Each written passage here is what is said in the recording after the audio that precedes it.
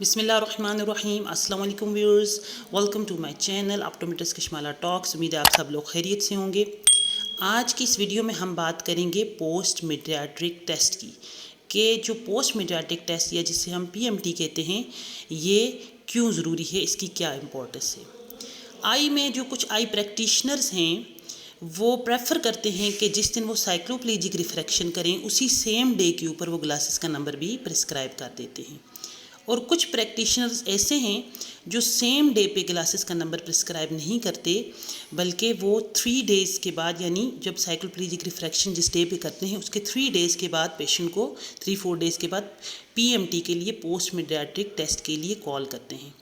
अब इन दोनों में से बेटर कौन सा है, कौन सा तरीका बेहतर है? क्या हम सेम डे के ऊपर ग्लासेस का नंबर प्रिस्क्राइब कर दें विदाउट एनी सब्जेक्टिव रिफ्रैक्शन और उस ऑब्जेक्टिव बेसिस के ऊपर ही हम ग्लासेस प्रिस्क्राइब कर दें, या फिर हम पेशेंट को 3 डेज़ के बाद कॉल करें और उसकी प्रॉपर सब्जेक्टिव रिफ्रैक्शन हम परफॉर्म करें। देखें, जो आई की फील्ड है हमारी, क्योंकि ये एक प्रैक्टिकल फील्ड है, हर बंदे का अपना एक प्रैक्टिकल एक्सपीरियंस है। हो सकता है आपका एक्सपीरियंस आपको ये कहता हो कि आप सेम डे पे साइक्लोप्लेजिक रिफ्रैक्शन जिस दिन करते हैं आप ये प्रेफर करें कि मैंने उसी डे के ऊपर सब्जेक्टिव रिफ्रैक्शन यानी ग्लासेस का नंबर भी प्रिस्क्राइब कर देना विदाउट एनी सब्जेक्टिव रिफ्रैक्शन।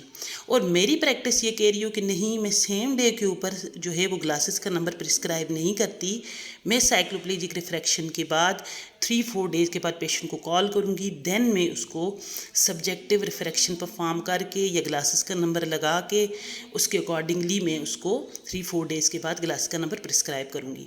देखिए, हमें हर एक के जो एक्सपीरियंस है, हर एक की लॉजिक है, उसको रिस्पेक्ट देनी होती है। हो सकता है जो आप सेम डे पे दे रहे हैं आपकी अपनी लॉजिक हो, आपका अपना एक्सपीरियंस हो, आपने खुद इम्प्रूवमेंट देखी हो, या आपकी ऑब्जेक्टिव रिफ्रैक्शन की एनालिसिस इतनी अच्छी हो कि आपको कंफर्म हो कि जो ग्लासेस का नंबर आप सेम डे पे प्रिस्क्राइब कर रहे हैं उसमें किसी किस्म की कोई मिसअलाइनमेंट, इनटॉलरेंस या कोई डिस्टर्बेंस, विजुअल डिस्टर्बेंस नहीं हो सकती। और हो सकता है मेरा एक्सपीरियंस ये हो कि मैं पेशेंट को 3 डेज़ के बाद ही कॉल करके प्रॉपर पीएमटी करके पेशेंट का रिस्पांस देख के, आई रिस्पांस देख के या सब्जेक्टिव रिस्पांस देख के ही ग्लासेस का नंबर प्रिस्क्राइब करना पसंद करूं।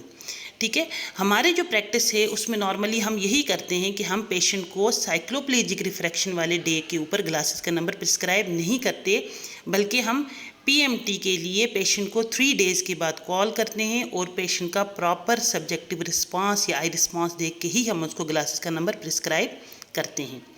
देखिए, अब इसमें 2 चीज़ें हैं। एक तो आपके पास वो बच्चे आते हैं जो प्री वर्बल होते हैं, जो आपसे टॉक नहीं करते, जो आपसे कम्युनिकेट नहीं करते।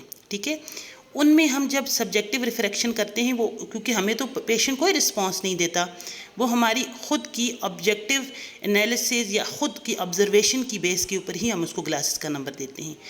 पीएमटी पे 3 डेज़ के बाद कॉल करने का मकसद ये होता है, पर्पज़ ये कि जब हम उसको ग्लासेस का नंबर लगाते हैं, क्योंकि साइक्लोप्लेजिक रिफ्रैक्शन वाले डे पे तो पेशेंट आपका डायलेटेड होता है, और जो ऐसे बच्चे होते हैं वो जब आप उनको साइक्लोपिन डालते हैं, आपने देखा होगा कि बच्चे साइक्लोपिन रिफ्रैक्शन के बाद इतने एग्जॉस्ट हो जाते हैं कि वो आपको सेम डे के ऊपर अच्छा रिस्पॉन्स देते ही नहीं। ठीक है, वो ये भी पसंद नहीं करते कि उनको ग्लासेस लगाई जाएँ, फ्रेम लगाया जाए।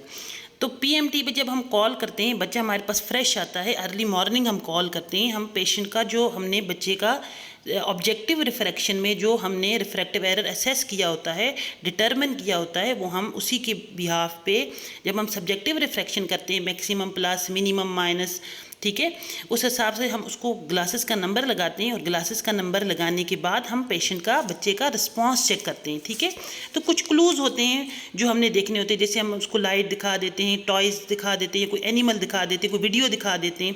ठीक है, जो उसमें हम ये होता है कि बच्चे को, ताकि बच्चा एक अटेंशन अपनी मेंटेन करे, और उस दौरान हम उसकी आई की अलाइनमेंट या मूवमेंट को हम असेस करते हैं और ये देखते हैं कि बच्चे को ग्लासेस के साथ फ़ौरन से कोई इनटॉलरेंस तो नहीं हो रही। ठीक है, अक्सर जो हमारे पास ग्लासेस होती हैं, समटाइम्स बच्चा क्योंकि पसंद नहीं करता ग्लासेस लगाना या उसको एक ऑब्स्टिकल लगता है वो, तो उस वजह से भी वो थोड़ा सा इस तरह से बिहेव करता है कि वो ग्लासेस के बग़ैर ज़्यादा बेहतर देख रहा है या ग्लासेस के जो है वो लगाना पसंद नहीं कर रहा। तो उसमें भी हमें यही चीज़ें माइंड में रखनी पड़ती है कि हमने उसकी अलाइनमेंट और उसकी मूवमेंट को देखना है और उसको एक स्पेसिफिक पॉइंट के ऊपर फोकस करवाना है through the help of any video और एनी लाइट और एनी टारगेट। ठीक है, और उस दौरान हम उसको एग्जामिन करते हैं। अदरवाइज़ हमें बच्चा या पेशेंट कोई भी रिस्पॉन्स नहीं दे रहा होता। सेकेंडली जो वर्बल बच्चे हैं उनमें तो बहुत इजी है, क्योंकि हमने उनकी एकोमोडेशन जब हमने पैरालाइज करके उनका रिफ्रैक्टिव एरर निकाला साइक्लोपेजिक रिफ्रैक्शन वाले डी, फिर हम उसको जब पीएमटी पे कॉल करते हैं तो उसका पर्पज़ ये होता है कि हम उनकी जो प्रिस्क्रिप्शन है उसको वेरीफाई करें with the help of different corrective lenses, plus lenses, minus lenses. साथ साथ हम सब्जेक्ट को, जो पेशेंट है उसको सब्जेक्ट रिस्पॉन्स देखते हैं, हम उसको स्नेलन रीड करवाते हैं, और उसके बाद जो हमारे कन्फर्मेटरी टेस्ट होते हैं स्फेरिकल नंबर को कंफर्म करने के लिए या सिलेंडर को काम करने के लिए, वो हम अपने तमाम स्टेप्स परफॉर्म करेंगे, और उसके बाद फिर हम ग्लासेस का नंबर उनको जो है वो प्रिस्क्राइब कर देंगे। तो ये था हमारा आज का लेक्चर। उम्मीद है आप लोगों को पसंद आएगा। Stay connected, stay blessed. अल्लाह हाफिज़।